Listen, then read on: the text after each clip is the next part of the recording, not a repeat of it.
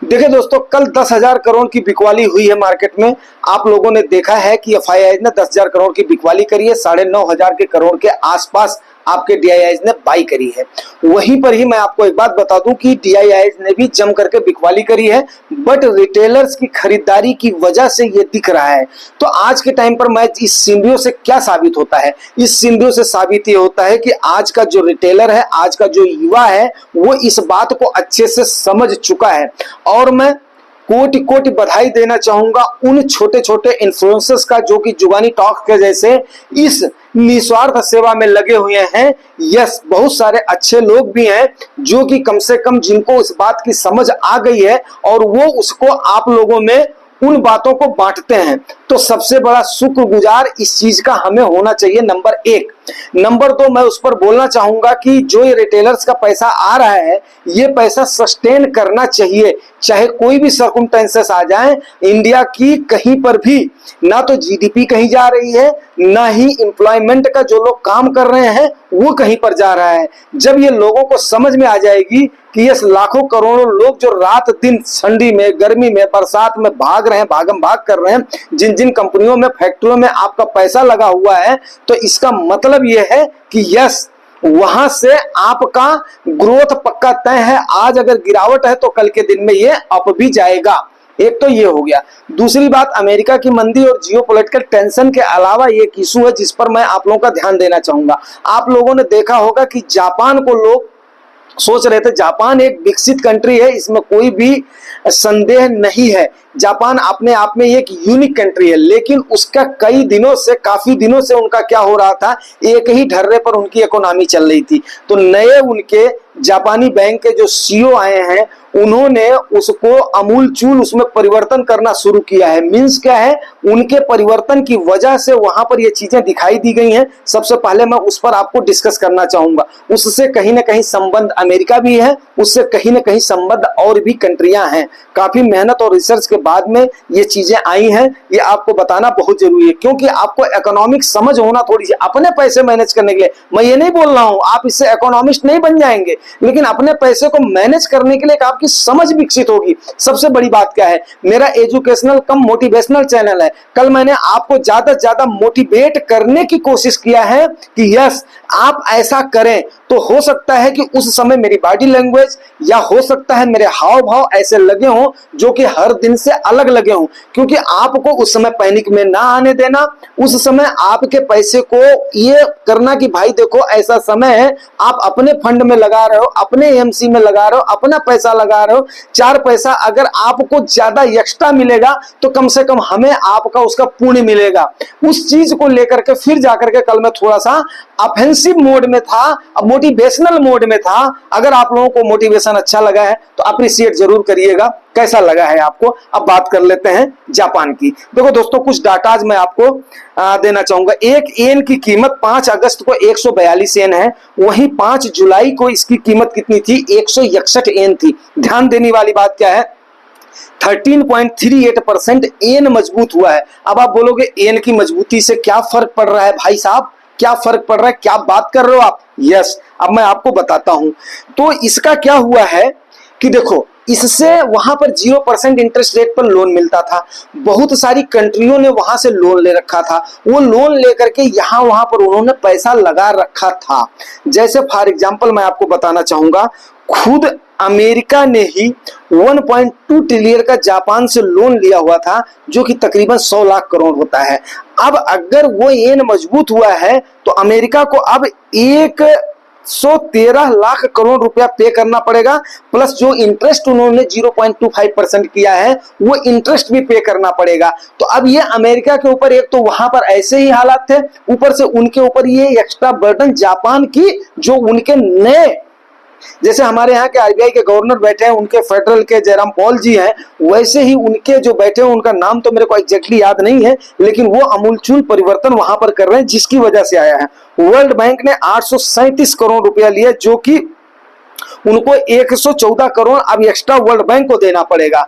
तो यहां पर क्या हो रहा है कि भाई साहब, उसका क्या फर्क पड़ेगा। जापान एक क्या है, एक्सपोर्टर कंट्री है। एक्सपोर्टर कंट्री है तो डॉलर के मुकाबले उनका येन जो मजबूत हुआ है। अब आप बोलोगे अगर उनका येन मजबूत हुआ है तो कैसे उनकी जापान की शेयर मार्केट कैसे गिर गई है? उसका रीजन मैं आपको बताता हूं। जैसे क्या होता है, जब हमारा रुपया डिप्रिशिएट होता है तो हमारा आईटी सेक्टर क्या होता है, बूम करता है। डॉलर जब मजबूत होता है, क्यों? क्योंकि हम क्या है, उसके एक्सपोर्टर हैं। बात मेरी समझ रहे हो? हम क्या है, आईटी के एक्सपोर्टर हैं। हमारे यहाँ से बंगलोर से हो गया जो, और ये क्या नाम, हैदराबाद से हो गया। तो यहाँ से क्या होता है, बहुत सारा हमारा उसका इलेक्ट्रॉनिक्स आइटम बन करके बाहर एक्सपोर्ट होता है, तो उसका पैसा हमें डॉलर में मिलता है। तो हमारे यहाँ पर क्या होता है, जब हमारा रुपया कमजोर होता है तो हमारे यहाँ पर डॉलर क्या होता है, ज्यादा आता है, मतलब उसके रुपए यहाँ पर ज्यादा मिलते हैं। तो उस प्रकार से क्या हुआ, वहां पर वहां के लोग, जैसे टोयोटा हो गया, सोनी हो गया और पैनासोनिक वगैरह हो गया, तो उनकी अच्छी अच्छी जो कंपनियां हैं उसके सामान मैक्सिमम एक्सपोर्ट होते हैं। एक्सपोर्ट होने की वजह से क्या हुआ, जब डॉलर कमजोर हुआ उनके येन के मुकाबले, तो क्या हुआ, उनका शेयर वहां पर धराशायी हो गया। बात को ये समझने की कोशिश आप लोग करिए, ठीक है ना। तो वहां पर क्या होता है कि आपका अब इसका जापान पर इंपैक्ट क्या पड़ रहा है, जापान पर इंपैक्ट यही पड़ा कि उनके शेयर्स गिरे हैं, ठीक है ना। अब यहां पर क्या है, अब ये जापान में कितने बिलियन का ट्रेड हो रहा है या कितना इंपैक्ट है, ये तो जापानी बैंक बता पाएगा, हमारे पास नहीं है। लेकिन ये आंकड़ा जरूर है, जिसकी वजह से अब केवल एक अमेरिका ही नहीं इससे अफेक्ट हुआ है, इससे और भी कंट्रीज, बहुत सारी कंट्रीज हैं जिन्होंने जापान से ले रखा है। तो इस प्रकार से ये धुरी जब घूमी है, उन्होंने घुमाई है, तो कहीं ना कहीं सभी इससे अफेक्टेड हुए हैं। रेदर देन दो पर आपका ध्यान जा रहा है, अमेरिका पर ध्यान जा रहा है, जियोपॉलिटिकल टेंशन पर ध्यान जा रहा है, लेकिन जो ये वाली धुरी घूमी है ना, इस धुरी पर ध्यान लोगों का नहीं जा रहा है। जो जानने वाले लोग हैं, जिनको नब्ज की पकड़ है ना, वो इस चीज को पकड़ रहे हैं कि यस, यहां से भी ये फेनोमेना चल रहा है, ठीक है ना। अब उसके बाद में यूएस में इंपैक्ट जो होगा इसका, वो इंपैक्ट यही होगा कि भाई जापान को उनको ज्यादा देना पड़ेगा, उनके यहां पर ऑलरेडी मंदी है। तो इसका अब बात कर लेते हैं कि इंडिया पर क्या इंपैक्ट पड़ेगा। इंडिया पर इंपैक्ट का मैं आपको एक बात बताऊं कि सबसे पहले ये देख लेते हैं कि इंडिया में जापानी जो एफआईआईज हैं, जो एफपीआईज हैं, यहां पर उनका कितना पैसा लगा हुआ है, इस चीज से पता चलेगा उनका कितने परसेंटेज का एलोकेशन है। तो देखिए, जापान का हमारे यहाँ पर 2.06 लाख करोड़ लगा हुआ है, आउट ऑफ कितना, 71 लाख करोड़ रुपया लगा हुआ है एफआईआईज का, एफपीआईज का। तो अब वहां से भी इंडिया पर भी इंपैक्ट है, इंडिया ने भी, इंडिया के मार्केट में भी तो इनका पैसा लगा हुआ है। अब ये जो है, अभी क्या है कि अगर उनके यहां पर ट्रेड पर फर्क पड़ रहा है, उनके ट्रेड पर अगर फर्क पड़ रहा है, तो इस ट्रेड पर अगर उनके फर्क पड़ रहा है और उसकी वजह से उनकी मार्केट गिर रही है, तो वो हमारे यहां पर भी माल बेचेंगे, ठीक है ना। लेकिन ऐसा सूत्रों के हवाले से जो खबर है, उनकी सेविंग का पैसा इंडिया में बहुत पुराना पैसा लगा हुआ है, जिससे वो इसको सेल करने से रहे।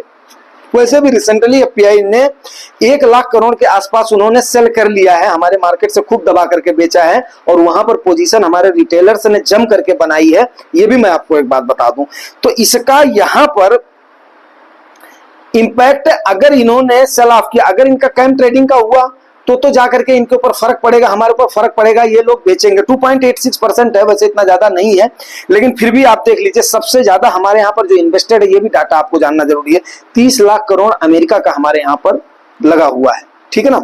वहीं पर सिंगापुर का 5.5 लाख करोड़ लगा हुआ है, और ये लेंजबर्ग करके है कोई कंट्री है, उसका 5.21 लाख करोड़ लगा हुआ है, ठीक है ना।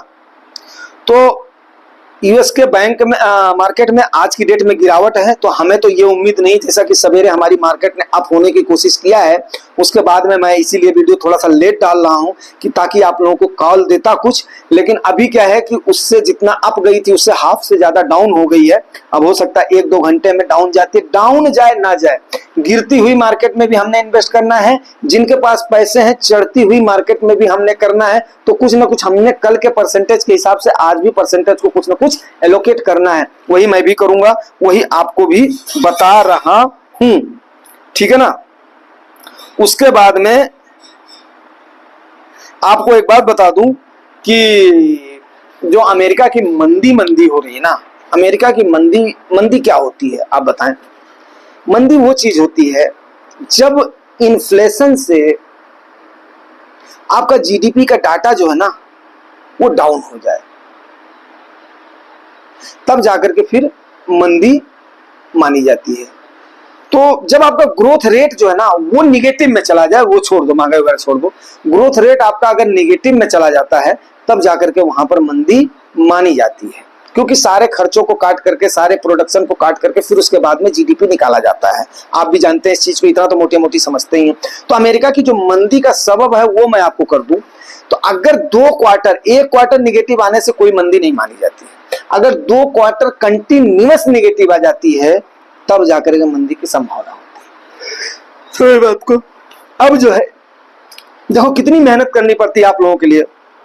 तो अभी जो उनका जुलाई का ग्रोथ आया है वो 2.5% के हिसाब से उनका ग्रोथ है। तो मींस क्या है, अब तो सितंबर का जो क्वार्टर है वो तो निगेटिव में जाने से रहा, ठीक है। तो अब अमेरिका सस्टेन कर लेगा दिसंबर और मार्च तक, यहां तक। अब मार्च को अगर दिसंबर का आंकड़ा निगेटिव आएगा, मार्च का आंकड़ा निगेटिव आएगा, तब जाकर के अमेरिका में मंदी आने की संभावना है। अब बात कर लेते हैं इन्वेस्टर्स ने आज की डेट में क्या करना है। इन्वेस्टर्स ने आज की डेट में कुछ नहीं करना है दोस्तों। इन्वेस्टर्स ने आज की डेट में अगर गिरावट होती है या जिस पोजीशन पे अभी मार्केट है यहीं पर ही अगर कंसोलिडेट करती है तो सेम हमारे पास 2 दिन की गिरावट का मौका है। अभी अब धीरे धीरे बढ़िया गिरावट हुई है, हर इंडाइसेस में गिरावट हुई है, तो यहां पर हमने पीछे मुड़ करके नहीं देखना है, निवेश करना है।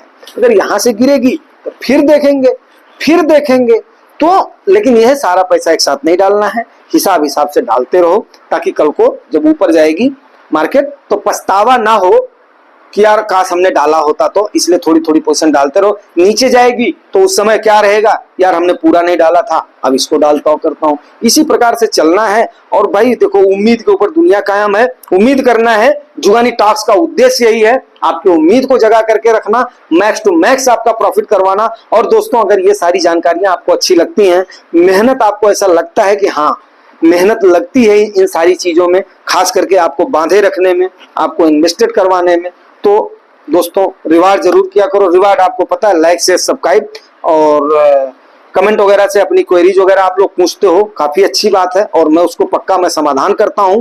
पहला।